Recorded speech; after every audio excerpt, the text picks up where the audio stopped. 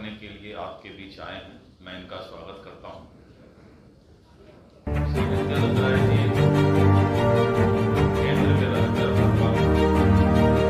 बिहार की चिंता करते हैं और बिहार के लिए ज्यादा से ज्यादा कैसे हिस्सा मिले, इस बात को तार्किक रूप से भी रखने का प्रयास करते हैं। इसलिए मैं पहले नित्यानंद राय जी को धन्यवाद देता हूं कि आप बिहार की चिंता केंद्र में रहकर करते हैं। इसके लिए पूरा बिहारवासी और सरकार की ओर से भी आपने अभी स्टेट और चर्चा सुनी। मुझे याद है कि जब मैं पढ़ाई करता था पटना में, अपने छात्र जीवन में, उस समय पटना में एक ही पुल होता था, चिरैया का। आप लोग सब अभी इतने पत्रकार और करीब करीब सब लोगों का 30-35 साल से लेकिन जब आप अपने बुजुर्गों से पूछेंगे तब आपको पता चलेगा कि पूरे पटना में एक ही फ्लाईओवर होता था, पुल होता था, ब्रिज होता था, चिरैया।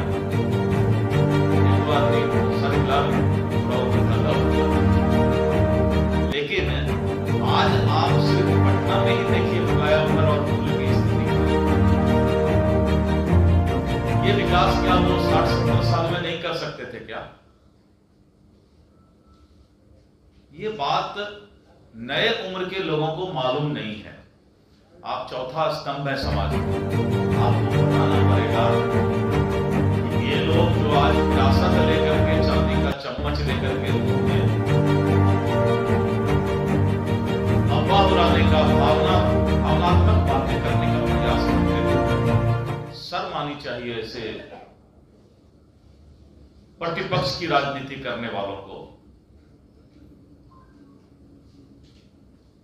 आरक्षण बार बार बोला जा रहा है, कभी आप अपने बुजुर्गों से पूछिए, राजनीतिक बुजुर्गों से, क्या आपने कभी आरक्षण दिया है क्या?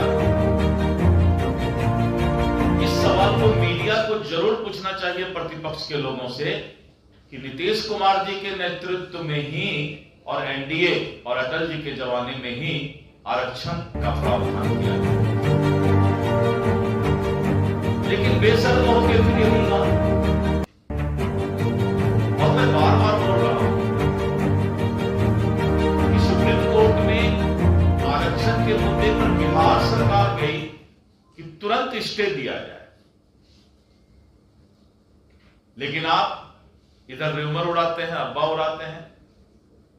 सुप्रीम कोर्ट में रिजेक्ट हो गया, डिसमिस हो गया।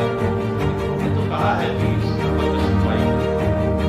तो यानी बजट के बारे में जो आज चर्चा हो रहा है, मैं इसलिए बता रहा हूं, विकास की बात नहीं करेंगे, बिहार विकसित हो, देश विकसित हो, इसकी बात नहीं करेंगे। ये मानवर नरेंद्र मोदी जी के नेतृत्व में ही विकास की बात हो रही है। ये बजट में जो हिस्सा मिला है बिहार को, ये नीतीश कुमार जी के नेतृत्व में बिहार का विकास होता है। आज माननीय नित्यानंद राय जी ने आपको ये बताने का, समझाने का प्रयास किया है कि कुछ लोग भावनात्मक राजनीति करके समाज को जाति में, वर्ग में बांटने का काम करते हैं, और वहीं पर हमारे माननीय श्री नरेंद्र मोदी जी, श्री नीतीश कुमार जी विकास के रथ को आगे बढ़ाना चाहते हैं। इतना ही फर्क। और अगर फर्क किसी को नहीं दिखाई पड़ रहा है तो आपका इलाज करवा लें, चश्मा मिलता है चश्मा खरीद लें।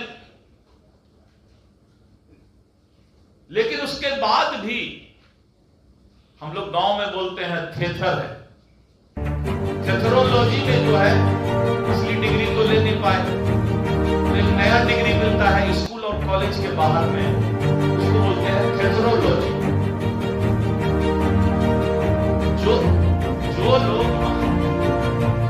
जो लोग स्कूल और कॉलेज का पढ़ाई नहीं कर पाते हैं, फेल कर जाते हैं, तो बाहर में उनको एक डिग्री मिलता है थेथरोलॉजी।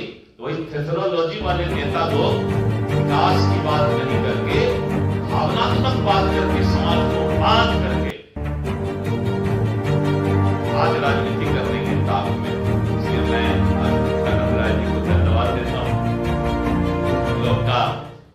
बिहार का विकास के लिए आप आवाज वहां उठाते रहिए और इसी तरह ज्यादा से ज्यादा जब आइए, कुछ न कुछ बिहार के लिए सौगात लेकर के आइए। और आज एक और अनुरोध मैं करूंगा कि छठ पर्व आने वाला है। मैं नित्यानंद राय जी से अनुरोध करूंगा कि आप रेल मंत्रालय के साथ 1-1.5 महीना पहले बैठकर एनडीए सरकार नीतीश कुमार के नेतृत्व में ठाना है हर बिहारी को छठ में घर लाना है। एनडीए सरकार ने ठाना है हर बिहारी को छठ में घर लाना है। नित्यानंद जी यहाँ बैठे हैं। बिल्कुल प्रदेश अध्यक्ष जी माननीय दिलीप जायसवाल जी का आदेश है। मैं यह संवाद लेकर जरूर दिल्ली में पहुंचाऊंगा और मुझको भरोसा है कि जो बिहारी छठ पर्व में यहाँ आना चाहेंगे ससम्मान वो बिहार आने और फिर बिहार से अपने काम धंधों या जहाँ भी रोजगार कोई असुविधा नहीं होगी, इनकी सुविधा प्रदान की जाए। मैंने ये बात इसलिए कहा कि बजट में जिस तरह से बिहार का विकास हो रहा है, हमारे बिहारी भाई जो बाहर रहते हैं उनको ये एहसास हो कि अब पटना से पूर्णिया और किशनगंज जाने के लिए 4 लेन का एक्सप्रेस हाईवे है, वंदे भारत ट्रेन है और पूरे बिहार का नया स्वरूप भी नीतीश कुमार जी के नेतृत्व में जो बदला है। हमारे बिहारी भाई, हमारे रिश्तेदार जो बाहर रहते हैं वो भी गर्व से कह सकेंगे हम बिहारी। बजट का ये फायदा हमारे भाई बाहर में भी रहकर नरेंद्र मोदी जी के नेतृत्व में, नीतीश कुमार जी के नेतृत्व में जो बिहार विकास होगा, इतना बड़ा स्पेशल पैकेज मिला है और जो विपक्ष को दिखाई नहीं पड़ता है, आंख का ऑपरेशन कराने की जरूरत है या चश्मा लेने की जरूरत है, तो हमारे भाई आज उनको आकर के पूरे देश दुनिया में बताएंगे कि नरेंद्र मोदी जी और नीतीश कुमार के हाथ को आगे ले जा रहे हैं। बस इतना ही कहना था। कृषि के क्षेत्र में बिहार को मात्र 27 करोड़ 662 लाख 27,000 करोड़ देश जो मैं बता रहा हूं। और अब मिला है देश के बजट की मैं पहले चर्चा कर लूं तो मैं बिहार के बजट की चर्चा करूंगा। 2013-14 में भारतीय बजट में उस समय इंडिया गठबंधन की सरकार थी, उसमें मात्र 27,662 करोड़ रुपए कृषि क्षेत्र में दिया गया था, जो अब 2024 में बढ़कर 1,51,000 करोड़ रुपया हो गया है। कई गुना की वृद्धि है। मुफ्त अनाज के क्षेत्र में 2,13,000 करोड़, आयुष्मान कार्ड में 2013 में से 14 में शून्य था, आज 13 करोड़ कार्ड 30 करोड़ कार्ड हुआ, बंटवारा हुआ है और 55 करोड़ लाभार्थी, 55 करोड़ लाभार्थी में से 30 करोड़ से ज्यादा लोगों को यह कार्ड प्राप्त किया है।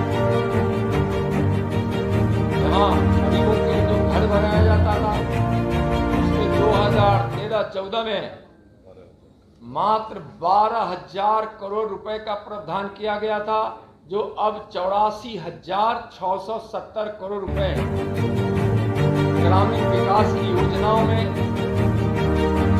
2013-14 में 74,419 करोड़ रुपए दिए गए थे, जो 2024 में बढ़कर 2,65,808 करोड़ रुपए का प्रावधान किया गया है। महिला कल्याण में 2013-14 में 97,134 करोड़ रुपए का प्रावधान किया गया था, जो 2024 में 3,27,000 22,000 करोड़ महिला कल्याण के लिए किया गया है। जब इसको हम देखेंगे तो किस प्रकार से गरीब कल्याण के लिए, महिला कल्याण के लिए, युवा कल्याण के लिए यह राशि